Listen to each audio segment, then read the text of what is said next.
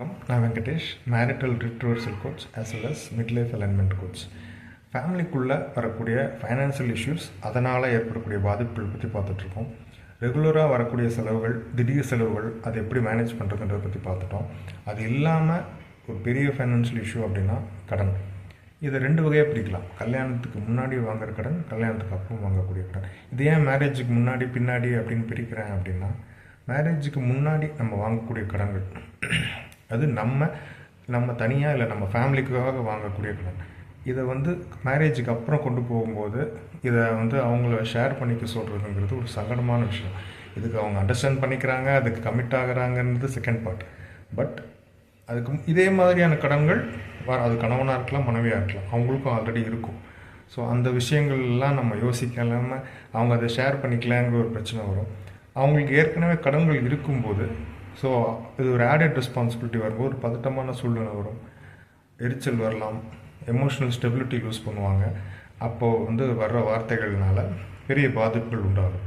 மேரேஜுக்கு முன்னாடி வாங்கக்கூடிய கடன்கள் நம்ம பார்த்தோம்னா முதல்ல வரக்கூடியது எஜுகேஷன் லோன். அதுக்கப்புறம் வெஹிக்கிள் லோன், பைக்கோ காரோ வரலாம்.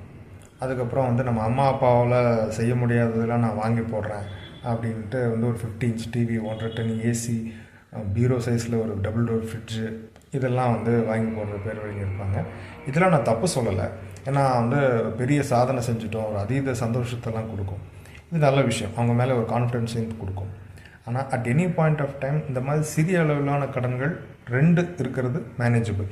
நம்ம ஒன்று வாங்கி அது இஎம்ஐ முடியாது முன்னாடி இன்னொன்று, அது முடியறதுக்கு முன்னாடியே இன்னொன்று போயிட்டே இருக்கிறப்ப தான் பிரச்சனைகள் வரும். சரி, இப்போது ஒரு சேலரிட் எம்ப்ளாயீஸ், மிட் ரேஞ்சில் இருக்கக்கூடிய சேலரிட் எம்ப்ளாயீஸ் இருக்கவங்களுக்கு வரக்கூடிய மிகப்பெரிய கடன் அப்படின்னா அது ஹோம் லோன். ஏன்னா வேறு எந்த விஷயத்துக்காகவும் நம்ம 25 லட்சம் 30 லட்சம் ஒரு கடன் வாங்க போகிறதில்ல. அதேமாதிரி அந்த அவ்வளோ லாங் டென்யூர் வரக்கூடிய கடனும் வாங்க போகிறதில்ல.